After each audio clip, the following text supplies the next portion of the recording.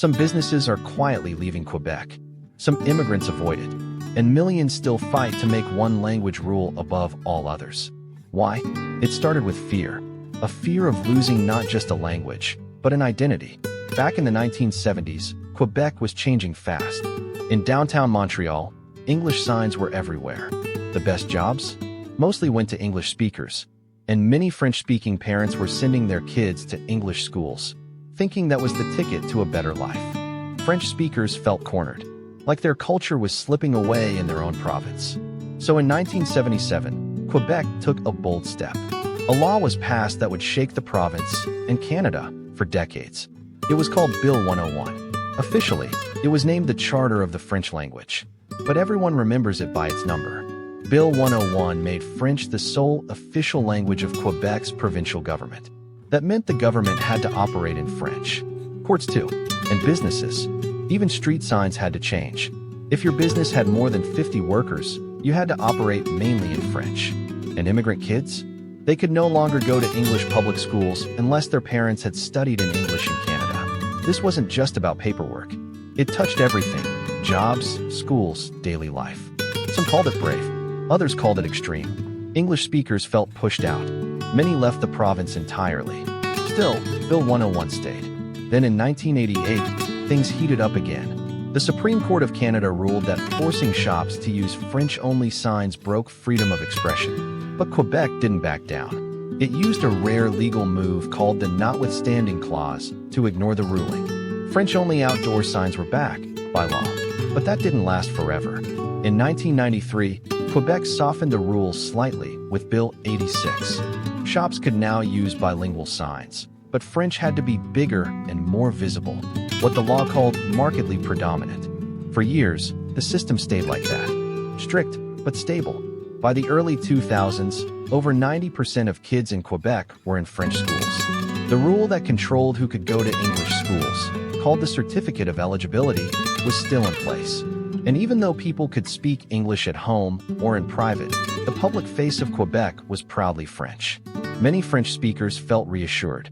Their culture was safer, their language stronger. But the world didn't stop moving.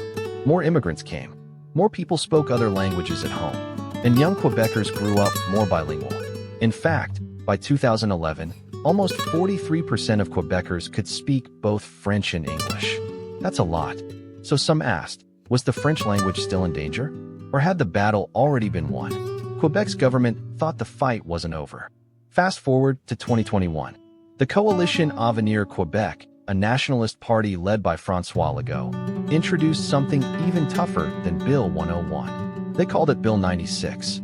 It was bigger, bolder, and a lot more strict. Bill 96 didn't just say use French.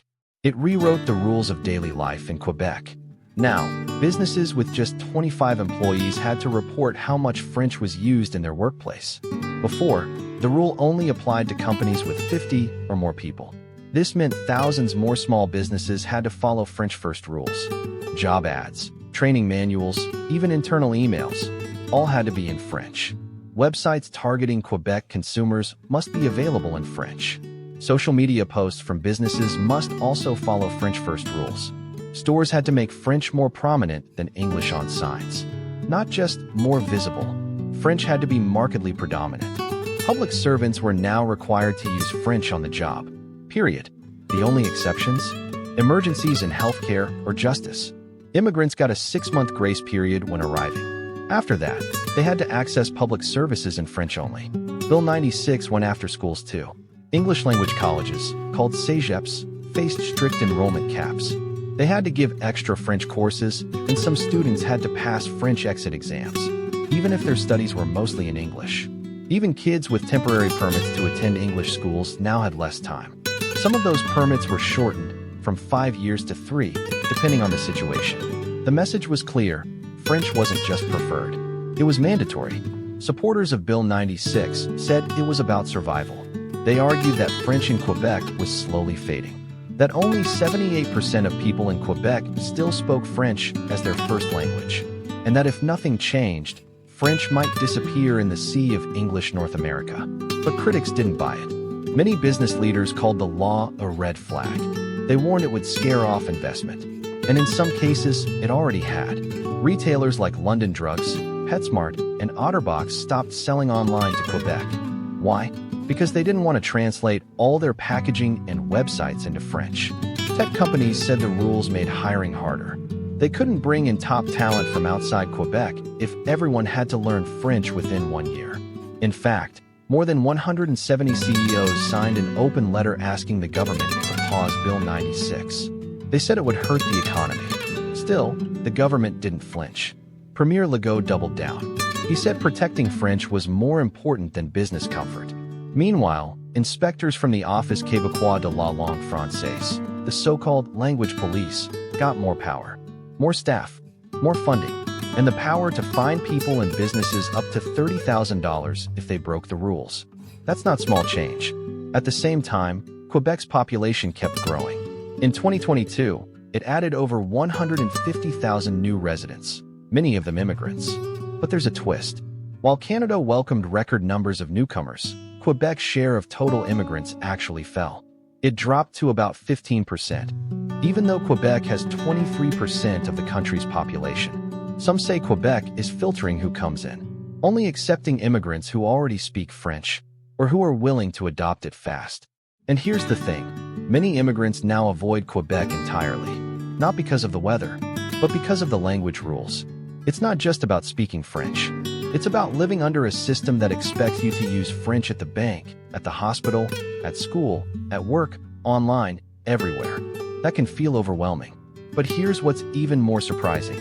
Despite all the tension, Quebec's economy didn't crash.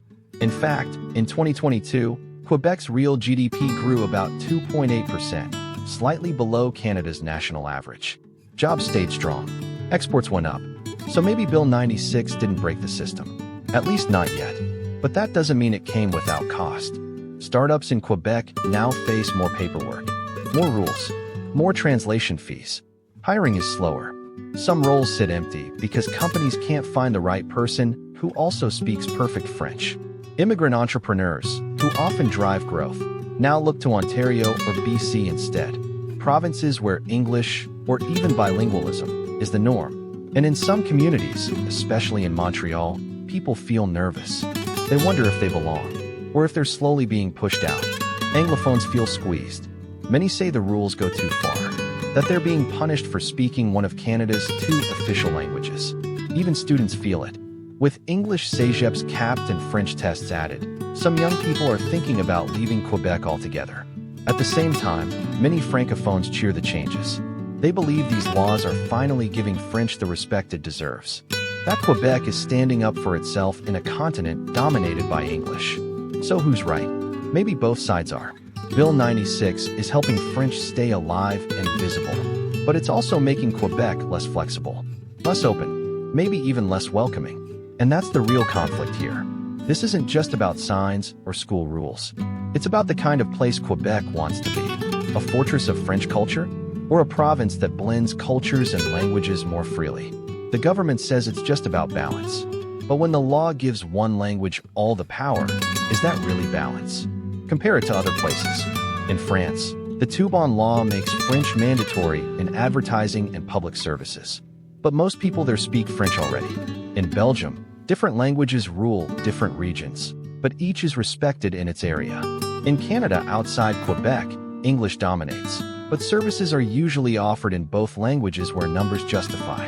Quebec is the only place in North America with such strong, sweeping laws to promote one language at the expense of others. Maybe that's why it stands out. Maybe that's why it's so proud. And maybe that's why it's still so controversial. So what happens next? By June 2025, the toughest parts of Bill 96 kick in. Businesses will need to prove they're using French. Inspectors will check signs. Fines will go up, and anyone not ready could face serious trouble.